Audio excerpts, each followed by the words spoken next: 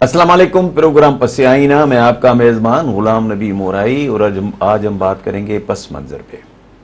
شاہ صاحب السلام علیکم۔ پس منظر میں آج جو ہماری ٹاپک ہے وہ ہے development potential of Sindh. Sindh صوبے کا ہمارا پوٹینشل کیا ہے، ہمارے پاس ترقی کرنے کے کیا کیا ذرائع ہمارے پاس ہے، ریسورسز ہے ہمارے پاس جس کے تھرو ہم ترقی کر سکتے ہیں، یا ترقی کوئی بھی ملک کر سکتا ہے۔ اب اس میں پہلا جو میرا سوال ہے کہ کئی ہمارے نوجوان یا ناظرین ہیں جن کو یہ بتانا بڑا ضروری ہے کہ ڈیولپمنٹ پوٹینشل کس چیز کو کہتے ہیں، اور پھر کیا سندھ کے لوگوں کو اس کا فائدہ ہوا ہے، جو ان کا جو پوٹینشل ان کا ہے، پوٹینشل جو ان کا ڈیولپمنٹ کا ترقی کا ہے، وہ ان کو فائدہ اتنا ملا ہے۔ بالکل۔ اب یہ بات جو بہت ہی عام ایشو آپ نے جو اٹھایا ہے نا، کہ اب لوگوں کے جو حالات زندگی دیکھتے ہیں صوبے سندھ میں، پاکستان کے دوسرے علاقوں میں بھی، بٹ آج ہم فوکس کر رہے ہیں سندھ کے جو معاشی حالات ہیں ان کے متعلق۔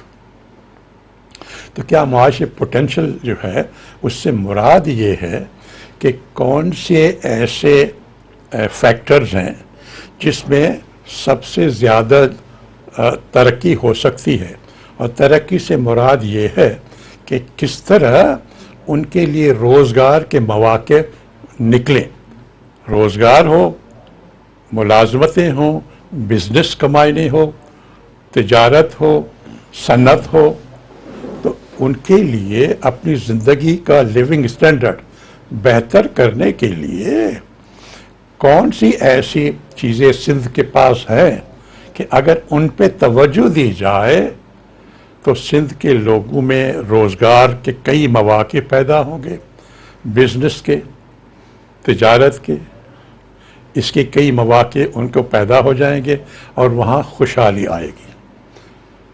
پوٹینشل سے یہی مراد ہے کہ ہے کہ آپ کے پاس آیا، آپ کے پاس اوپر جانے کے لیے آپ کے پاس وہ وسائل ہیں یا نہیں ہیں۔ پھر آتے ہیں کہ جی آیا ان وسائل کا ہم نے استعمال کیا یا نہیں کیا، اور لوگوں کو آیا فائدہ ہوا یا نہیں ہوا۔ اب یہ ہے کہ پہلے تھوڑا تاریخ پہ نظر ڈالتے ہیں تو پھر سوال پہ آتے ہیں۔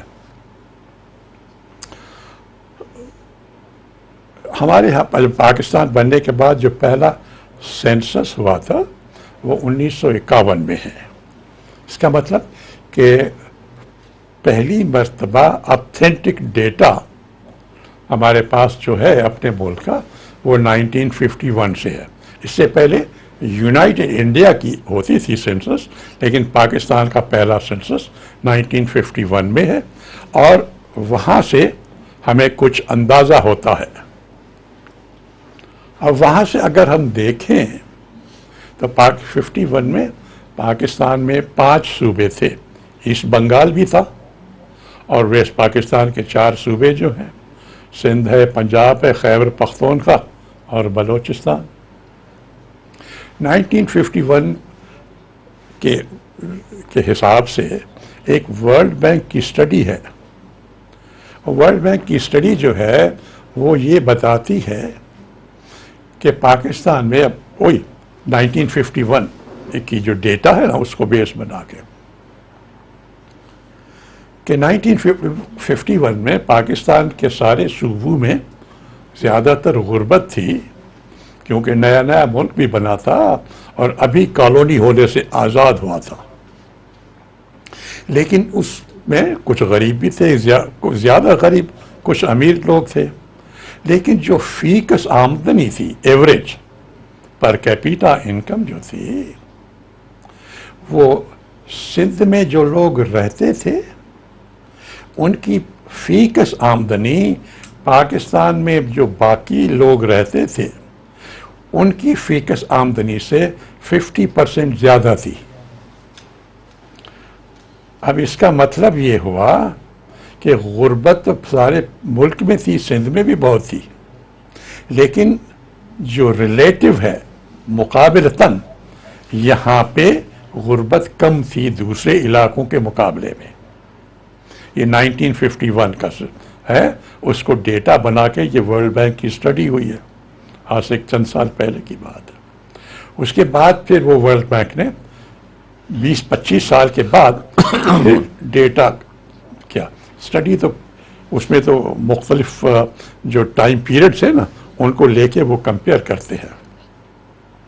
تو پھر دوسرا انہوں نے کوئی لیٹ 80s میں یا ارلی 90s میں وہ پھر ان کے ڈیٹا کو کمپیئر کیا.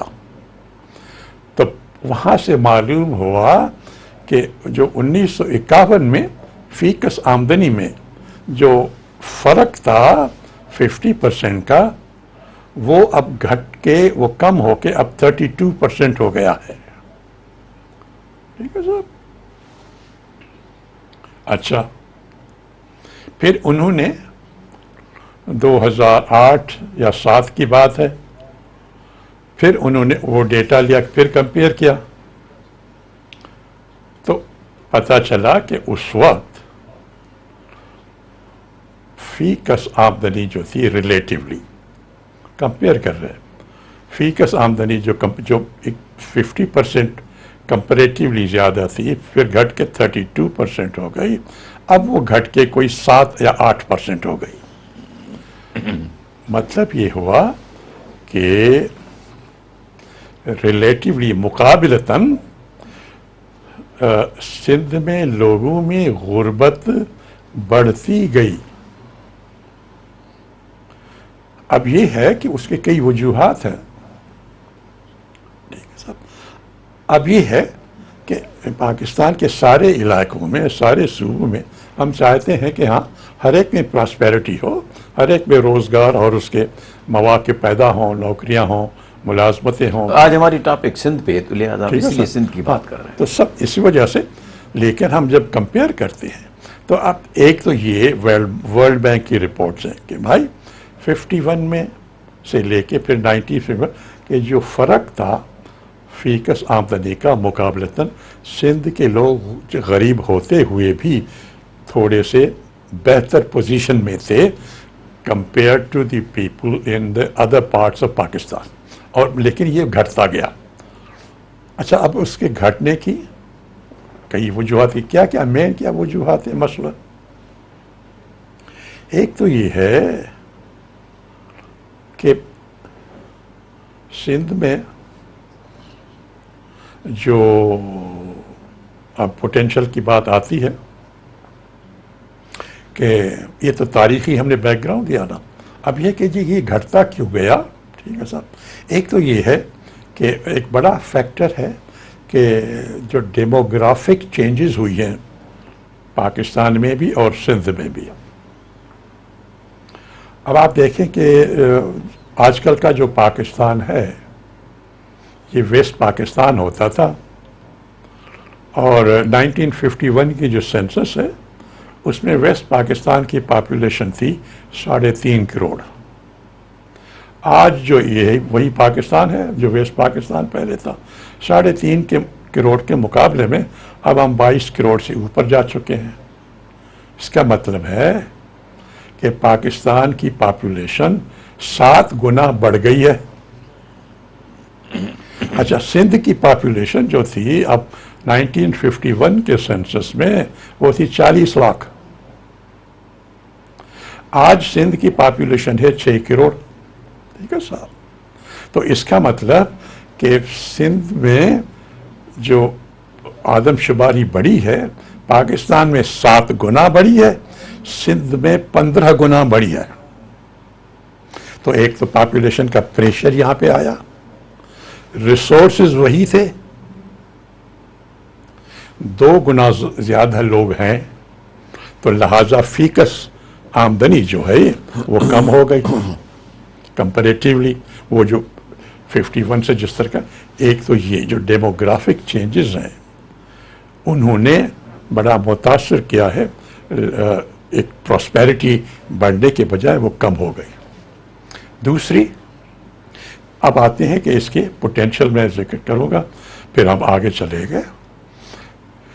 میری نظر میں جو میں نے جو دیکھا ہے پاکستان کی اکنامک پوٹینشل باقی صوبوں کا بھی اور سندھ کا بھی، تو میری نظر میں یہ بڑے سیریسلی میں کہہ رہا ہوں کہ پاکستان کے چاروں صوبوں سے اکنامک پوٹینشل سندھ کا سب سے زیادہ ہے. کیوں؟ پاکستان کی جو کوسٹ ہے، ایک تو کوسٹ لائن جو ہے، آپ کا جو ٹریڈ اینڈ کامرس کا سینٹر ہے وہ کراچی اور سندھ ہے، ٹھیک ہے صاحب، اور سارے پاکستان کی تجارت یہاں سے ہوتی ہے. دوسرا، آپ کا جو پاکستان کی انرجی کا سب سے بڑا سورس پہلے سوئی گیس تھا، اب جو ہے آپ کا تھر کول انرجی ہے. وہ تھر کول کی انرجی اتنی بڑی ہے ہمیں اندازہ نہیں ہوتا اور اس پہ عمل بھی نہیں ہوتا. 184 بلین ٹن کوئلہ پڑا ہے. اچھا، وہ اس کا مطلب کیا ہوا؟ اس سے کیا ہوا؟ تو یہ جو انرجی ایکویلنٹ ہے، یہ کوئلہ جو پڑا ہے کتنی انرجی پیدا کرے گا؟ وہ اتنی انرجی پیدا کرے گا جتنی سعودی عرب اور ایران کا تیل ملا کے جتنی انرجی پیدا کرے گا اتنی انرجی تھر کول سے پیدا ہوگی. لیکن آپ نے اس کا پوٹینشل زیرو رکھا ہے. اس سے آپ نے 1000 میگا واٹ بھی ابھی تک آپ نہیں لے سکتے، جہاں سے پاکستان کو 400 برس تک وہاں سے بجلی پیدا ہو سکتی ہے. سارے پاکستان کی ڈیمانڈ وہیں سے پوری ہو سکتی ہے. تو میں عرض کر رہا ہوں پوٹینشل بہت ہے، لیکن آگے چلے گے کہ استعمال ہی نہیں ہوتا وہ پوٹینشل تو فائدہ کیسے ملے گا؟ ناظرین، لیتے ہیں کہ وقفہ، ملتے ہیں وقفے کے بعد.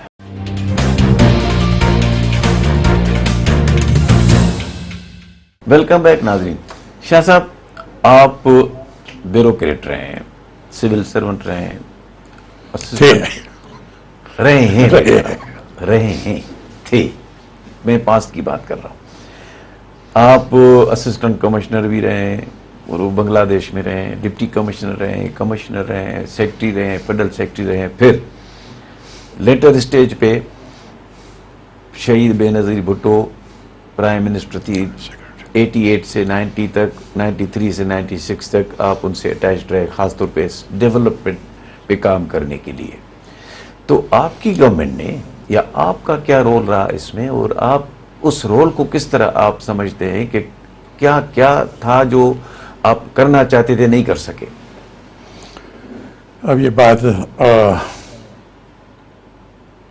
آپ نے سوچنے پہ مجھے لگایا کہ کیا کیا کیا اور کیا نتیجہ نکلا ان ساری محنت کا.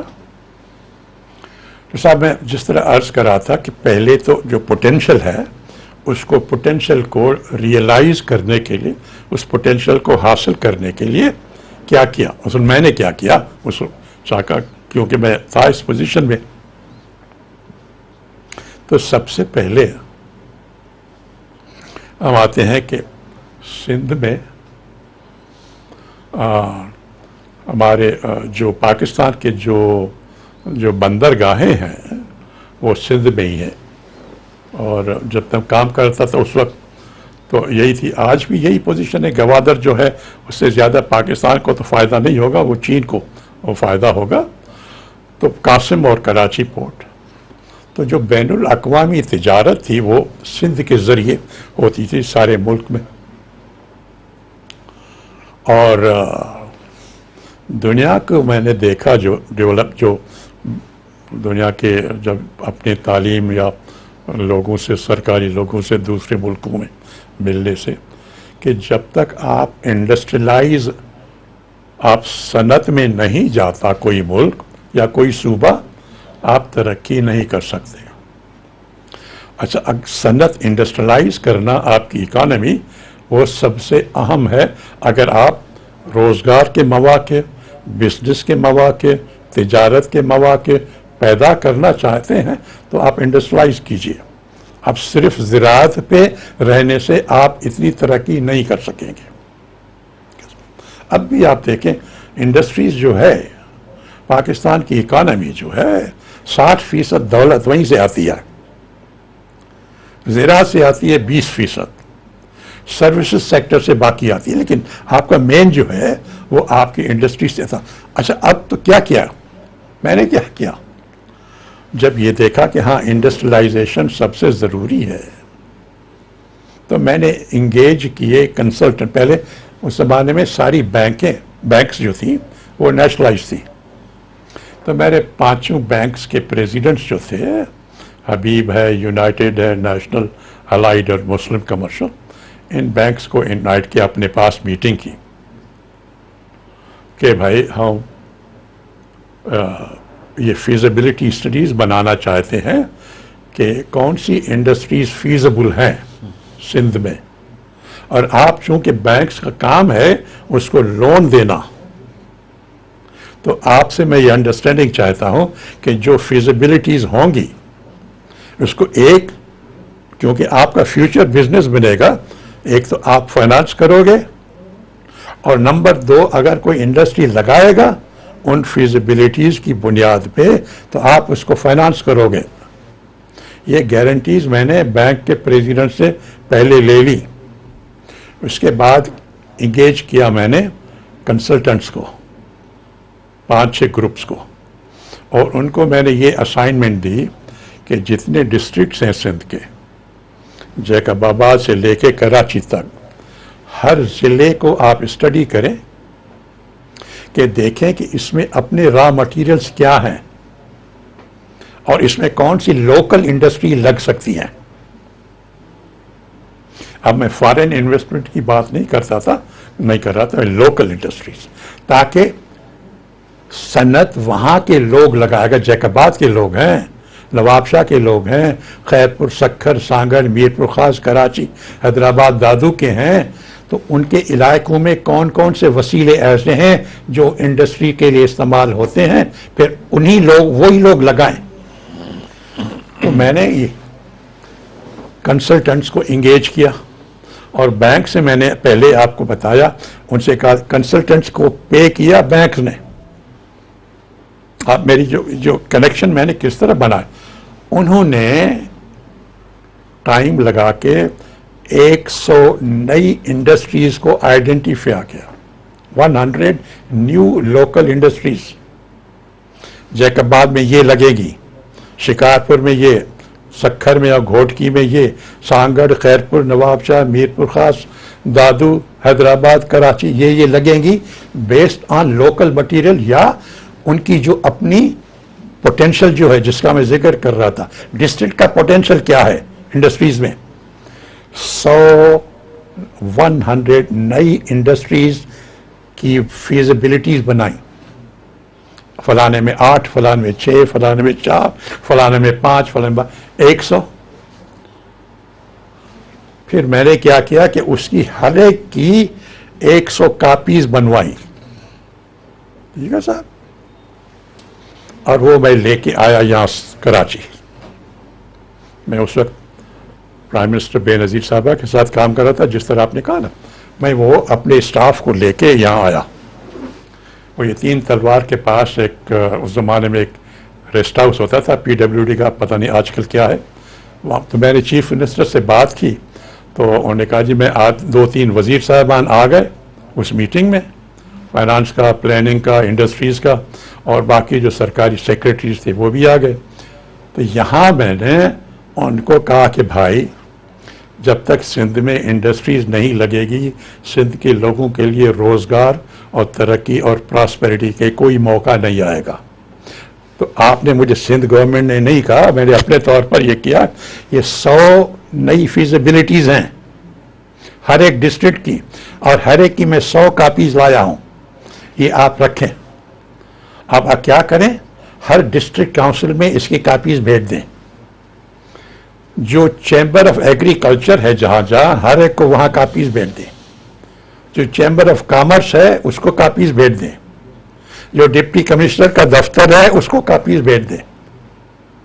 اور بنی بنائی چیز ہے فیزیبلٹی، اس میں لکھا گیا ہے finance by so and so bank, اور اس میں بینک نے کہا ہے کہ جی اگر آپ انڈسٹریز لگائیں گے کہ جو بینک فیزیبلٹی کو فائنانس کر رہا ہے وہ بینک آپ کو قرضہ بھی دے گا فیکٹری لگانے کا۔ یعنی اتنی خدمت جو ہے میرے خیال میں کسی بندے نے ایسے بغیر کہے ہوئے تو لے کے یہاں گیا اور سمجھایا آپ کا کام کیا ہے، آپ کا کام ہے صرف ڈسٹریبیوٹ کرو ڈسٹرکٹس میں، چیمبر آف ایگریکلچرس میں، ضلع کاؤنسلس میں، تاکہ لوگوں کو معلوم ہو، اور اس کے بعد وہ جو لگائے گا اس میں کہا گیا آپ فلاں بینک کے پاس جا. سو میں واپس چلا گیا اسلام آباد. کئی ہفتے گزر گئے تو مجھے کسی نے کوئی فیڈ بیک نہیں ملا، نہ سندھ گورنمنٹ سے نہ کسی اور جگہ سے. تو پھر میں نے یہاں فون کیا، ایک دو وزیر صاحبان اور ایک دو بڑے سیکریٹری صاحبان، کہ بھائی میں نے اتنی محنت کر کے آپ کے بغیر کہے میں نے یہ بنا دیے تھے 100 نئی انڈسٹریز، بینکوں سے لائن اپ بھی کیا، تو وہ کیا ہوا جو میں لایا تھا؟ مورائی صاحب کسی کو کچھ پتہ نہیں تھا کہ وہ جو دے گیا تھا ان کو 100 کاپی ہر ایک کی، وہ کس بھاڑ میں جا کے ختم ہوئی، وہ کہاں چلی گئی، کوئی ڈسٹریبیوٹ کیا، کسی ضلع میں نہ ڈسٹریبیوٹ کی، نہ ضلع کاؤنسل میں، نہ کسی چیمبر میں، نتھنگ. کسی جگہ یہ جو لے کے جو یہاں گئے، اس کے بعد جہاں اس کو رکھا کو اس کو جو ٹرمائٹ لگا، کیا لگا، کیا ردی میں بیچ دیا. یہ حال تھا سندھ گورنمنٹ کا کہ پوٹینشل کو بڑھانے کے بجائے اس کو دوسرا آپ کو بنا کے دے پکی پکائی روٹی. آپ کا کیا کام ہے؟ ڈسٹریبیوٹ کرو. آپ صرف بھیجتے نہیں. وہ اس کے بعد کئی سالوں کے بعد مجھے کہنے لگے کوئی صاحبان حکومت سندھ کے، وہ 5-10 سال کے بعد میں چھوڑ کے آیا، کہ صحیح وہ جو آپ نے بنوائے تھے نا ان کی کوئی کاپیز ہیں؟ میں نے کہا آپ لوگوں کے پاس کیا؟ کہ لیکن ہم تو ڈھونڈ کے تھک گئے، کوئی ملتی نہیں کسی شعبے میں. تو صاحب ایک تو بسم اللہ، اگر آپ نے سندھ کا پوٹینشل جو ایک تو پہلے میں نے عرض کیا کہ ڈیموگرافی سے وہ آپ کی جو پر فی کس آمدنی کم ہو رہی ہے. نمبر 2 آپ کے جو پوٹینشل ہے ٹریڈ اور انڈسٹری کا سب سے زیادہ، چونکہ آپ پورٹ کے قریب ہیں، یہ بھی سمجھ لیں ایڈوانٹیج ہے آپ کو. ہاں ایڈوانٹیج ہے. آپ جو بھی بین الاقوامی تجارت ہوگی باہر سے کوئی چیز پہلے آپ کے گزر کے پھر جائے گی نا پنڈی پشاور، تو آپ کو تو بڑا ایڈوانٹیج ہے دوسرے صوبوں کے مقابلے میں. اس لیے کہہ رہا تھا کہ سب سے زیادہ اکنامک پوٹینشل پاکستان میں سندھ صوبے کا ہے. لیکن اگر یہ آپ اس طرح ضائع کرتے رہو گے پوٹینشل، تو پھر آپ دوسروں پہ کیا آپ معیار دو گے؟ اب آتے ہیں دوسرا پوٹینشل. میں نے عرض کیا کہ تھرکول انرجی، اب وہ کئی برسوں سے امریکن جیولوجیکل سروے کی اسٹڈی ہے، وہ پڑی ہوئی تھی، کوئی دیکھ نہیں رہا تھا. اس کو میں نے اٹھایا، اس کی میں نے پھر وہ جو ڈیٹا بنا دی کہ صاحب 5200 میگا واٹ کا بجلی کا پاور تھرکول پہ لگایا جائے. اس کے لیے ڈیٹا کچی کی، اس لیے کہ یورپ میں، امریکہ میں، ہانگ کانگ میں، سڈنی میں، وہاں جا کے انویسٹرز کے سامنے تقریریں کی. انویسٹرز لے کے آئے، اس کے بعد وہ پروجیکٹ شروع ہوا. پھر نواز شریف کی حکومت آئی، اس نے بغیر وجہ بتائے کینسل کر لیا. ابھی چونکہ ٹائم نہیں ہے اس میں، سیشن ہم آگے چل کے بات کریں گے. تو دوسرا جو پوٹینشل تھا، ایک تو انڈسٹریلائزیشن کا، اور دوسرا وہ اپنے لوگوں نے ختم کیا. دوسرا نواز شریف کی حکومت تھی، اس نے آ کے ختم کیا کہ ہاں انرجی سینٹر فار پاکستان بن رہا تھا صوبہ سندھ اور تھر. ناظرین لیتے ہیں کہ وقفہ، ملتے ہیں وقفے کے بعد.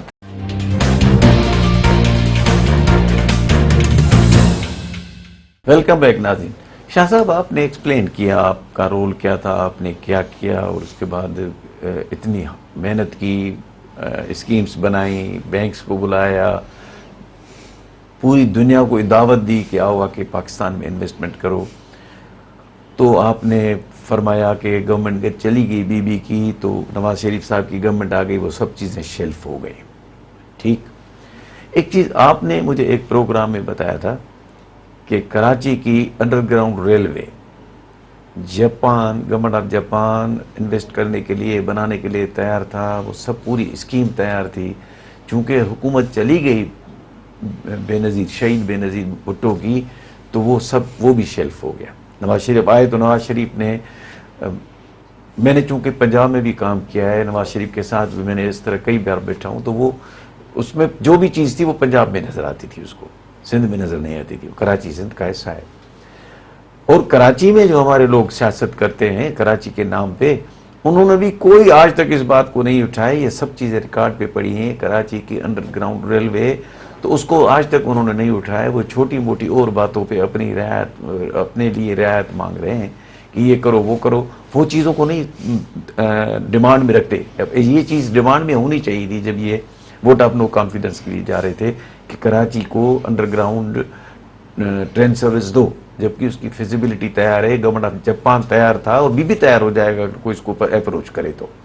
تو اب ان حالات میں مستقبل میں ہم کیا میئرز لیں یا کیا اسٹیپس اٹھائیں جن سے لوگوں کو ہماری جو ڈیولپمنٹ پوٹینشیل ہے اس کے اثرات ان کو ملے یا ان کو فوائد ملیں جو اس سے ان کو ہمارے عام آدمی کو ملے. ہاں، اب میں اس کو جو بالکل آپ کی بات ضروری عام ایشوز ہیں کہ آئندہ کے لیے کیا کریں. جو میں عرض کر رہا تھا کہ ہاں تھرکول پہ جو تھا نا کہ جو کمپنی آئی، میں یہ بھی بتا دوں ناظرین کو کہ 5200 میگا واٹ کی بجلی وہاں سے تیار ہو رہی تھی. اس میں 1 روپیہ سرکار کا نہیں لگا، نہ فیڈرل گورنمنٹ کا 1 روپیہ لگا، نہ صوبائی سندھ کا کوئی اس میں 1 پیسہ لگا. 100% کاسٹ انویسٹر پے کر رہا تھا. بینک گارنٹیز وہ خود لے رہا تھا اپنے رسک پہ، چونکہ وہ بہت بڑی کمپنی تھی جس کی دنیا میں بڑی پوزیشن تھی، تو وہ اس پوزیشن میں تھے. انہوں نے یہاں کمپنی بنائی، انہوں نے یہاں لوگوں کو ملازمتیں دی کام شروع کرنے کے لیے، اور اس کے بعد جب نواز شریف کی حکومت آئی بغیر وجہ بتائے اس کو کینسل کر لیا. اور اس کمپنی کو کہا، انہوں نے پرفارمنس گارنٹی $5 ملین کی کیش جمع کرائی تھی سرکار میں. انہوں کو کہا یہ واپس لے لو اور نکل جاؤ، ہمیں پروجیکٹ نہیں چاہیے. یہ حقائق ہیں. نمبر 2 پروجیکٹ میں نے شروع کیا کراچی کے لیے، یہ جو انڈر گراؤنڈ جس کا کہتے ہیں ریپڈ ماس ٹرانزٹ. یہ ٹاور جو ہے بندر روڈ کے اینڈ آخر پہ، ٹاور سے لے کے قائد اعظم کی مزار تک بندر روڈ کے نیچے وہ انڈر گراؤنڈ ٹرین چلتی تھی. وہاں سے پھر ایک لائن جاتی تھی کینٹ ریلوے اسٹیشن کو، اور پھر باقی نیچے جا کے گلشن، اور پھر اوپر جاتی تھی زمین کے جہاں گنجان آبادی تھی، کنٹینٹ ایریا وہاں زمین کے نیچے، اور جہاں پھر ہلکی آبادی تھی وہاں زمین کے اوپر.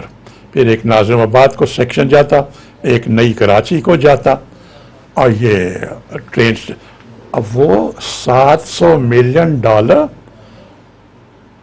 اس پہ منظور ہو چکے تھے، گورنمنٹ آف جاپان اور گورنمنٹ آف کینیڈا دونوں نے. اور کچھ اس میں گرانٹ تھی اور باقی لون تھا بڑے سافٹ ٹرمز پہ. اور دنیا کی یہ 2 بہت بڑی انجینئرنگ کمپنیز ہیں، ایک ہے میٹسوبیشی آف جاپان اور ایک ہے ایسنسی لیولان آف کینیڈا. یہ دونوں اس میں شامل تھے. دونوں کی حکومتیں اس میں ہمیں فائنانس کر رہی تھیں. ساری ڈیٹیل نقشے پلاننگ جس طرح کہا نا کہاں سے کیا لائن جاتی تھی سب تیار. گارنٹیز جو تھیں صدر پاکستان نے سائن کر لی تھی. انہوں نے بھی بسم اللہ کر کے اسکیلٹن اسٹاف لگایا تھا. اور نواز شریف آئے، انہوں نے میٹسوبیشی والوں کو بلایا کیونکہ میں تھا وہاں پہ اسلام آباد میں. تو مجھے آ کے انہوں نے بتایا کہ صاحب یہ کہتا ہے کہ یہ کراچی والی کینسل کر کے ہمیں یہی میٹرو انڈر گراؤنڈ وہاں لگا کے دو لاہور میں. ہاں ٹھیک ہے. تو انہوں نے کہا صاحب ہم نے اسٹڈی کی ہے، وہاں ڈینسٹی نہیں ہے پاپولیشن کی، اور ٹریول جو ٹریفک کی ڈینسٹی ہوتی ہے نا تاکہ فیزیبل بنے انویسٹمنٹ. تو انہوں نے کہا وہاں ٹریفک کی ڈینسٹی ہے نہیں اتنی تاکہ یہ پروجیکٹ وہاں پہ فیزیبل ہو. کراچی میں ڈینسٹی ہے، ایک تو پاپولیشن بہت ہے، نمبر 2 ٹریفک ڈینسٹی اتنی ہے کہ یہ یہاں فیزیبل ہے، تو یہاں کا تو کینسل کیا اس نے، وہاں بنا نہیں بیکاز فیزیبل نہیں، تو یہ تھرکول پروجیکٹ بھی گیا اور یہ کراچی ماس ٹرانزٹ جو تھی انڈر گراؤنڈ یہ بھی دونوں چلی گئی۔ افسوس کی بات یہ کہ پھر اتنی حکومتیں آئیں، آپ نے جس طرح بات کی نا، وہ کسی کو خیال نہیں آیا کہ اپنے لوگوں کے لیے کرو، چلو اس نے تو زیادتی کی، لیکن جو آپ دوسرے آئے اس کے بعد آپ کو یہ بنی بنائی چیزیں تھی نا، اس کو کیوں نہیں آپ نے اٹھایا؟ وہ تیسرا، وہ آپ نے، میں نے پہلے عرض کیا آپ کو کہ ایک جو پوٹینشیل، میں نے کہا کہ کیونکہ سندھ میں پاکستان کی ساری تجارت جو ہے بین الاقوامی وہ یہاں سے ہوتی ہے نا، کراچی اور قاسم پورٹ سے۔ تیسری چیز جو میں نے بنائی تھی، جو پروجیکٹ تھا وہ اسی کام کے لیے، وہ تھا کیٹی بندر، ڈیپ سی پورٹ۔ وہ کیوں کہ کراچی اور قاسم پورٹ میں مشکلات ہیں اور بڑے جہاز نہیں آ سکتے دونوں میں۔ اور پھر سروے کرایا میں نے، پاکستان کے 8 لوکیشنز کو سروے کرایا، جیونی سے لے کے پسنی، گوادر، اورماڑا، گڈانی، کراچی، قاسم، کیٹی بندر، شاہ بندر، سب کی کمپیریٹیو اسٹڈی کرائی، کہاں پہ پاکستان کے لیے سب سے بڑا گہرا پورٹ سب سے کم قیمت پہ سب سے کم ٹائم پر کہاں بن سکتا ہے۔ 8 کی کمپیریٹیو اسٹڈیز کے بعد پتا چلا کہ سب سے جلدی، سب سے کم کاسٹ پہ اور ایک گہرا پورٹ کیٹی بندر میں بن سکتا ہے compare to all other 8 locations. پھر وہ انویسٹرز آئے یہاں کرنے کے لیے، ان کو بھی بھگا دیا، اور پھر کسی کو خیال نہیں آیا کہ آپ یہ کریں، اس کو ریوائیو کرو۔ ڈیٹا بنی پڑی ہے نا، کیٹی بندر کا بھی وہ سارے کاغذات پڑے ہیں، وہ جو 100 انڈسٹریز میں نے بنوائی فیزیبلٹی، وہ بھی بڑی پڑی تھی، جو کراچی ماس ٹرانزٹ تھا اس کی بھی پڑی ہوئی تھی۔ کسی کو نہیں آیا خیال کہ بھئی عوام کی بہبود یا پاکستان کی بہبود، اس کی ترقی کے لیے، لوگوں کی بھلائی کے لیے یہ چیزیں بہت ضروری ہیں۔ اور جب بنی بنائی ہیں، آپ کو اگر کچھ یہ سمجھ نہیں آتی تو کیسے ہوتا ہے، تو کسی نے آپ کو کر کے دیا ہے نا، اب ان کاغذات کو اٹھاؤ اور انہی کمپنی کو واپس بلا لو، بسم اللہ کرو، پڑی ہے۔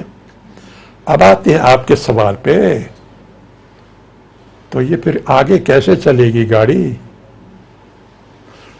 اگر اس طرح ہوتا ہے، نہ اپنے خیال کرتے ہیں نہ دوسرے کرتے ہیں، اور اگر کوئی بیچ میں کوئی ہمت کر کے اتنی محنت بھی کرتا ہے تو اس کو پھر ضائع کرا دیتے ہیں، تو یہ گاڑی چلے گی کیسے؟ کیا لوگ ہمیشہ اس طرح رہیں گے؟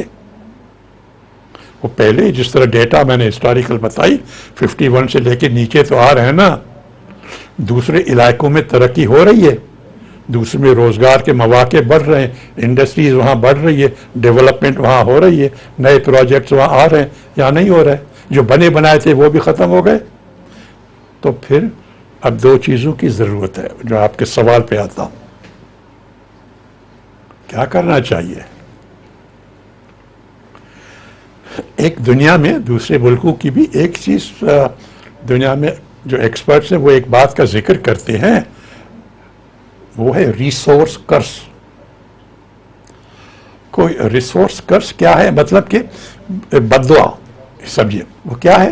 وہ کہتے ہیں وہ ممالک، افریقہ، ایشیا، پاکستان، کوئی بھی، جہاں پہ ریسورسز ہیں یا پوٹینشل ہو ترقی کا بڑا، اور یہ ذرائع بھی ہوں، لیکن اگر لوگوں میں تعلیم اور ہنر اور ہیومن ریسورسز نہیں ہیں تو بجائے وہ بلیسنگ ہونے کے وہ کرس ہو جاتی ہے، وہ چیز ان کے گلے پکڑی، کیونکہ دوسرے اس کو ایکسپلائٹ کرتے ہیں، وہ غریب کے غریب رہیں گے، اس دولت سے دوسرے مالا مال ہوتے ہیں۔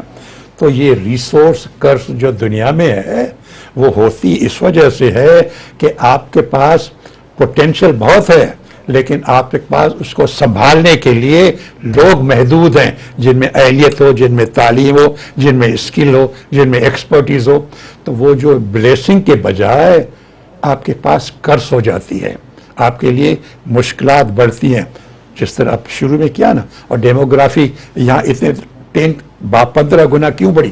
کیونکہ یہاں پوٹینشیل بہت ہے، لیکن چونکہ اپنے ریسورسز ہیومن ریسورسز نہیں ہیں تو بہتری کے بجائے لوگ غریب ہوتے جا رہے ہیں. ابھی جس طرح آپ نے پہلے بتایا نا 75% جو ہے وہ یہاں پہ غربت ہو گئی ہے رورل علاقوں میں. اب دوسرا یہ ہے، ایک تو ہیومن ریسورسز، دوسرا یہ ہے کہ رول آف دی گورنمنٹ، جو بھی علاقے کی گورنمنٹ ہو، صوبے کی ہو، فیڈرل ہو، لوکل ہو، کوئی بھی، بھائی آپ پہ کوئی ذمہ داری ہوتی ہے لوگوں کی. Are you answerable to people اور ناٹ؟ تو مطلب یہ ہے کہ آپ ہیومن ریسورسز کوالٹی نہیں بڑھائیں گے اور حکومت ذمہ داری محسوس نہیں کرے گی. the government is for service of people. اگر یہ نہیں کریں گے تو وہ پوٹینشیل ضائع جس طرح پہلے ہوتا رہا ہے آئندہ بھی ضائع ہوتا رہے گا، اور لوگوں کی غربت اور زیادہ بڑھے گی، ترقی، روزگار اور ان کی پراسپیرٹی اس طرح نہیں آتی. مہربانی شاہ صاحب، خدا حافظ.